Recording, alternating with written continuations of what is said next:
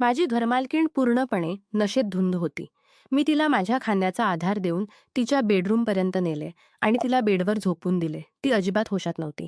मी तिला झोपून जायला लागलो तसंच तिने मला बोलावून म्हटले, "बेटा, दरवाजा बंद करून माझ्याकडे ये. मला तुझ्याशी एक महत्त्वाची गोष्ट सांगायची आहे." मी तिला म्हणालो, "आंटी, तुम्ही अजून खूप नशेत आहात. तुम्ही थोडा वेळ आराम करा. मी नंतर तुमच्याकडे येईन." इतके म्हणून मी तिथून जायला लागलो. तिने लगेच माझा हात पकडला आणि मला आपल्याकडे खेचले. तिने म्हटले, "बेटा, तुला तर माहितीच आहे की तुझा अंकल काही वर्षांनी मला सोडून गेले होते. मी अनेक महिन्यांपासून या सुखासाठी तहानलेली आहे आणि आता तूही मला सोडून जात आहेस. कृपया माझी वाट माना." मी म्हणालो, "नाही आंटी, हे पूर्णपणे चुकीचे आहे आणि मी असं काही करणार नाही." तिने मला लाज देण्याच्या स्वरात म्हटले, "जर तू माझी वाट मानलीस, तर मी तुला एक प्रस्ताव देऊ इच्छिते." मी म्हणालो, "मला समजलं नाही आंटी, तुम्ही कशा प्रस्तावाची बात करत आहात?" तिने म्हटले, "जर तू माझी वाट मानलीस आणि माझ्याबरोबर ते केलेस, तर तुझ्या बहिणीच्या लग्नासाठी जेवढ्या पैशाची गरज पडेल, तेवढे सर्व मी तुला देईन." आंटीची ही गोष्ट ऐकून मी खूप खुश झालो. मी विचार केला, की जर मी आंटीचा हा प्रस्ताव स्वीकारला, तर माझ्या बहिणीच्या लग्नासाठी पैसे मिळतील आणि सोबतच मजा देखील करून घेईन. मी आंटीला विचारलं, "तुम्ही खरंच सांगत आहात?" तिने म्हटले, "हो, पूर्णपणे खरं सांगते. पण मी तुला पैसे तेव्हाच देईन जेव्हा तू मला खुश करू शकशील." खरं तर असं घडलं होतं, की आंटीचा नवरा काही वर्षापूर्वी तिला सोडून गेला होता आणि तेव्हापासून त्या आपल्या इतक्या मोठ्या घरात एकटीच राहत होत्या. आंटीला एक मुलगी आहे, जी त्यांच्यापासून दूर अमेरिकेत राहते. मग असं कोणीही नव्हतं जिच्याशी त्या आपला दुःख-वेदना वाटू शकत आणि नवरा देखील नाही जो त्यांच्या गरजा पूर्ण करू शकेल. काही महिन्यांपूर्वी आंटीने मला आपल्या घरात भाड्याने ठेवलं होतं. खरं सांगू तर आंटी दिसायला खूप सुंदर आहेत आणि त्यांनी आपल्या शरीराची खूप काळजी घेतली आहे. 35 वर्षांच्या असूनही त्या 25 वर्षांच्या दिसतात. 5 महिन्यांपूर्वी मी आंटीकडे पहिल्यांदा भाड्याच्या खोलीसाठी आलो होतो. दरवाजा त्यांनीच उघडला होता आणि त्यांना पाहताच मी जणू त्यांच्यात हरवून गेलो होतो. तेव्हा आंटीने चित्कारून म्हटलं, "मुलगा, तुझं लक्ष कुठे आहे? तुला खोली बघायची आहे की नाही?" मी म्हणालो, "हो आंटी, कृपया खोली दाखवा." त्यानंतर आंटी मला खोली दाखवायला घेऊन गेली. त्या माझ्यासमोर चालत होत्या आणि मी त्यांच्या मागे चालत होतो. माझी नजर तर फक्त एकाच गोष्टीवर टिकून राहिली होती. मी म्हणालो, "आंटी, तुमची खोली तर खूप मोठी आहे आणि चांगली देखील आहे. मी उद्याच माझं सामान घेऊन इथे राहायला येईन." आंटी म्हणाली, "इथे राहायचं असेल तर काही नियमांचं पालन करावं लागेल." मी विचारलं, "कसे नियम?" आंटीने मस्तीच्या मूडमध्ये म्हटलं, "जेव्हा जेव्हा मी तुला माझ्या खोलीत बोलावेन तेव्हा तुला यावं लागेल.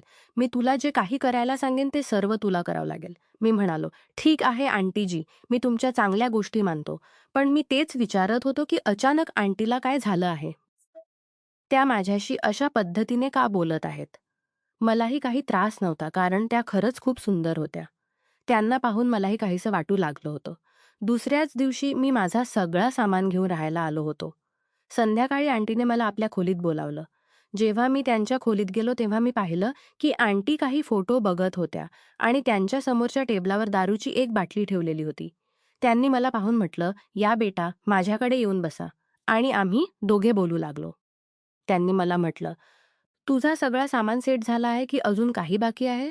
मी म्हणालो, "सर्व झालं आहे आंटी. फक्त थोडासा सामान आणायचा बाकी आहे." त्यांनी म्हटलं, "अच्छा, काही माझ्याकडे येऊन बसा." त्यानंतर मी त्यांच्या समोरच्या सोफ्यावर जाऊन बसलो. आंटी म्हणाली, "बेटा, इतके दूर-दूर का बसला आहेस? इथे येऊन बसा ना." मी म्हणालो, "नाही आंटी, मी इथेच ठीक आहे." आंटी म्हणाली, "जर तू इथे येणार नाहीस, तर मीच तुझ्याकडे येऊन बसेन." आणि इतके म्हणून त्या माझ्या बाजूला सरकून बसल्या. मला हे सगळं खूप विचित्र वाटत होतं. मला समजत नव्हतं की आंटीच्या डोक्यात काय चाललं आहे. मला अस्वस्थ वाटत पाहून आंटी म्हणाली, "काय झालं तुला? बाईंच्या जवळ बसायला तुला आवडत नाही का?" मी म्हणालो, "तसं काही नाही आंटी. पण तुम्ही अचानक अशा रीतीने माझ्याकडे येऊन बसता हे मी कधीही स्वप्नातही विचारलं नव्हतं." आंटी म्हणाली, "काही हरकत नाही. अच्छा, आता हे सांग, तुझं नाव काय आहे?" मी म्हणालो, "आंटीजी, माझं नाव करण आहे." आंटी म्हणाली, "करण, प्रत्येकाच्या आयुष्यात काही ना काही पहिल्यांदा घडतं."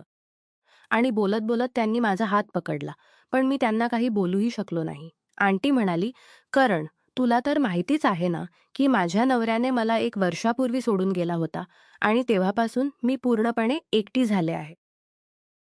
मी विचारलं, "आंटी, अंकलांनी तुम्हाला सोडून का गेले होते?"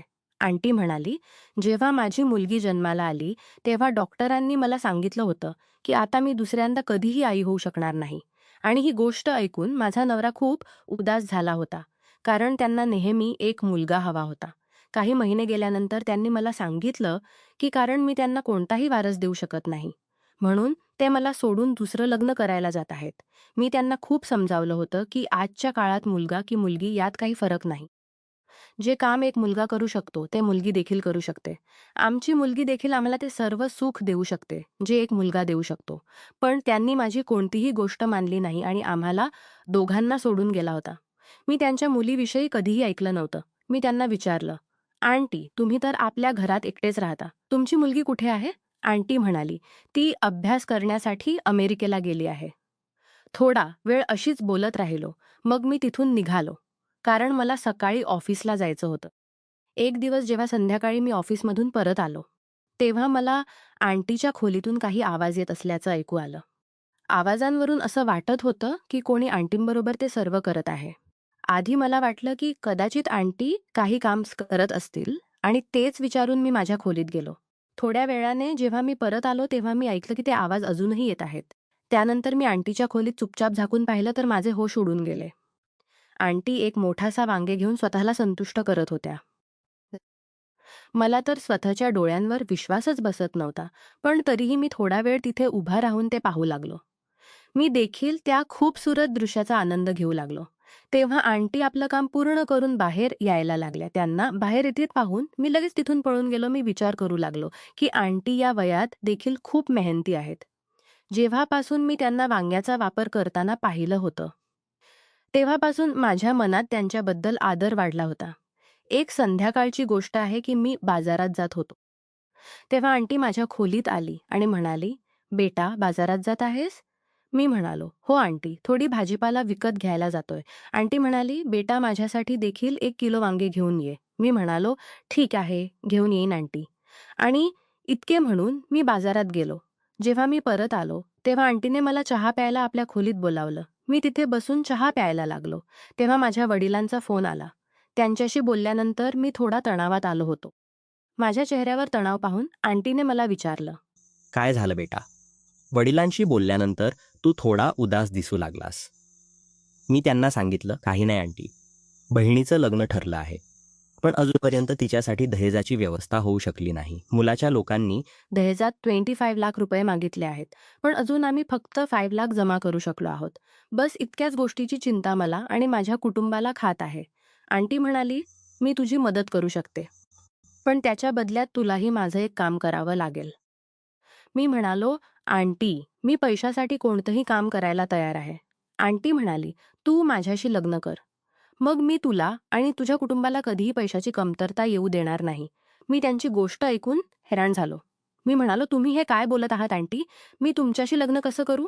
आंटी म्हणाली, "विचार कर, मी आत्ताच तुझ्या हातात 25 लाख ठेवायला तयार आहे. मला पैशाची इतकी गरज होती, की मी त्यांच्या कामासाठी होकार दिला." मग आंटी म्हणाली, "पण एक अट ही देखील आहे, की तू तुझ्या बहिणीच्या लग्नाला जाणार नाहीस. तू नेहमी माझ्याकडेच राहशील." मी म्हणालो, "असं होऊ शकत नाही आंटी. तर तिच्या लग्नाची कोणतीही लग्नाला जाणार नाही, तर तिच्या लग्नाची कोणतीही व्यवस्था होऊ शकणार नाही. माझे वडील खूप वृद्ध आहेत. ते इतकं काम करू शकणार नाहीत." माझी आई देखील खूप आजारी असते. मला माझ्या बहिणीची देखील काळजी घ्यावी लागेल. पण आंटीने माझी गोष्ट मानली नाही. तिने म्हटलं, "नाही, तू आपल्या घरी परत जाणार नाहीस." "मी पैसे तुला फक्त या अटीवर देईन, की तू आपल्या घरी परत जाणार नाहीस." मी आंटीसमोर हार मानली आणि त्यांची अट मान्य केली. मी त्यांच्याकडून 25 लाख घेऊन आणि त्यांच्याशी लग्न करून घेतलं. मी आपल्या आई-वडिलांना खोटं सांगितलं होतं, की मी आपल्या ऑफिसच्या बॉसकडून पैसे घेऊन पाठवले आहेत आणि जोपर्यंत मी त्यांचे सर्व पैसे फेडणार नाही, तोपर्यंत ते मला 1 दिवसाचीही रजा देणार नाहीत. म्हणून जोपर्यंत मी त्यांचे सर्व पैसे फेडणार नाही, तोपर्यंत मी गावी येऊ शकणार नाही. संध्याकाळी जेव्हा मी ऑफिसमधून परत घरी आलो, तेव्हा मी आंटीकडे गेलो. तिने म्हटलं, "आज मला अनेक दिवसांनंतर ते सुख मिळणार आहे, ज्यासाठी मी महिनोपासून तडफडत आहे." रात्रभर आम्ही एकमेकांत हरवून गेलो आणि सकाळी जेव्हा मी उठलो, तेव्हा आंटीने खुश होऊन मला गळ्यात घेतलं. तिने म्हटलं, "अरे, कालची रात्र मला एवढा आनंद आला आहे, जेवढा मला माझ्या संपूर्ण आयुष्यात कधीही आला नव्हता. मी खूप खुश आहे की तू माझी चांगली गोष्ट मानून माझं एकटेपण दूर केलंस."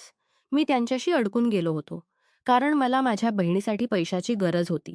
मी माझ्या बहिणीच्या लग्नासाठी पैसे पाठवून दिले होते, ज्यामुळे तिचं लग्न होऊ शकलं. पण मी या नात्यात पूर्णपणे खुश नव्हतो. माझ्या मनात नेहमी हाच विचार राहायचा की मी आपलं स्वातंत्र्य आणि आनंद यांच्या किमतीवर कुटुंबाची जबाबदारी निभावली आहे. आंटीच्या बरोबर राहून मी त्यांची सेवा करत राहिलो, पण आतून मी नेहमी अपूर्ण आणि अडकलेला अनुभवत राहिलो. बहिणीचं लग्न झालं, पण मी त्या आनंदात सहभागी होऊ शकलो नाही. मनात नेहमी खंत वाटत राहिली की पैशासाठी मी आपलं स्वातंत्र्य गमावून बसलो आहे. आंटीच्या बरोबर राहून मी त्यांची सेवा करत राहिलो, पण आतून मी नेहमी अपूर्ण आणि फसलेला अनुभवत राहिलो.